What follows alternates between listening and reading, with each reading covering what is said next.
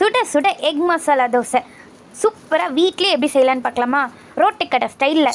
உங்கள் வீட்டில் மெம்பர்ஸ் எத்தனை பேர் இருக்காங்களோ அவங்களுக்கு ஏற்ற மாதிரி முட்டை எடுத்துக்கோங்க. நான் 4 முட்டை எடுத்திருக்கேன். 4 பேருக்கு வேணுன்னா எக்ஸ்ட்ராவாக கூட போட்டுக்கலாம். பொடி பொடியாக கட் பண்ணி வச்சுருந்த பூண்டு மட்டும்தான் ஆட் பண்ணோம். Turmeric powder, chilli powder, கியூம் powder, chicken masala கொஞ்சமாக ஆட் பண்ணிக்கலாம். கொஞ்சமாக இஞ்சி பூண்டு பேஸ்ட் ஆட் பண்ணிக்கலாம். உப்பு ஆட் பண்ணி நல்லா பீட் பண்ணி வச்சுக்கலாம். நல்லா அந்த மசாலா மிக்ஸ் ஆகணும். முட்டை ரெடி பண்ணக்கப்புறம் மசாலா ரெடி பண்ணிக்கலாம். வாங்க, இப்போ தான் ட்விஸ்ட்டே சூப்பரான டேஸ்டியான மசாலா ரெடி பண்ண போகிறோம். ஒரு பேனில் தேவையான ஆயில் ஆட் பண்ணிக்கலாம். நல்லெண்ணெய் ஆட் பண்ணோம்னா இன்னும் சூப்பராக இருக்கும். டேஸ்ட் அல்டிமேட்டாக இருக்கும். இந்த மாதிரி ஸ்லைஸாக நான் ஆனியன் கட் பண்ணி வச்சுருக்கேன். அதை போட்டு வதக்கிட்டு இஞ்சி பூண்டு ஆட் பண்ணிக்கலாம். தேவையான அளவுக்கு சால்ட் இந்த டைமில் ஆட் பண்ணோம்னா தான் நல்லா ப்ரௌனிஷ் கோல்டன் ப்ரௌனில் வெங்காயம் வதங்கும்.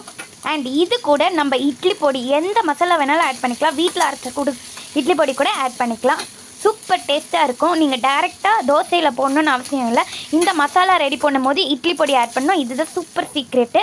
அண்ட் டொமேட்டோ நான் கட் பண்ணி வச்சுருக்கேன். இல்லைனா இந்த மாதிரி நான் ஸ்வீட் பண்ணுற மாதிரி கூட ஸ்வீட் பண்ணி போட்டுக்கலாம். நான் 2 டொமேட்டோ ஆட் பண்ணியிருக்கேன். 2 வெங்காயம் ஆட் பண்ணியிருக்கேன். நல்லா ஆட் பண்ணி நல்லா சாட்டே பண்ணலாம். நல்லா பேஸ்ட் லெவலில் வரணும்.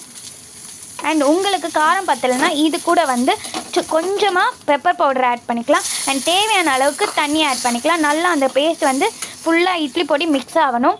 இந்த மாதிரி வாட்டர் கன்சிஸ்டன்சிக்கு வேணும். அண்ட் இப்போ தோசையை ஊற்றி மேலே அந்த மசாலாவை ஆட் பண்ணிக்கலாம்.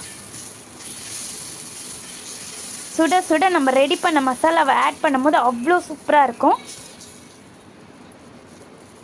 அண்ட் நம்ம பீட் பண்ணி வச்சுருந்த முட்டையை 2 ஸ்பூன் ஆட் பண்ணிக்கலாம். ரொம்ப திக்கான லேயரில் போடாமல் ரொம்ப மெலிசான லேயரில் போட்டு ஆட் பண்ணிக்கலாம். அண்ட் இது கொஞ்சமாக சைடில் நல்லெண்ணெய் ஊற்றிக்கலாம். அண்ட் நான் இட்லி பிளேட் வச்சு மூடி வச்சுருக்கேன். பார்த்துட்டு நீங்களும் ட்ரை பண்ணுங்கள். தேங்க்யூ ஃபார் வாட்சிங். பை.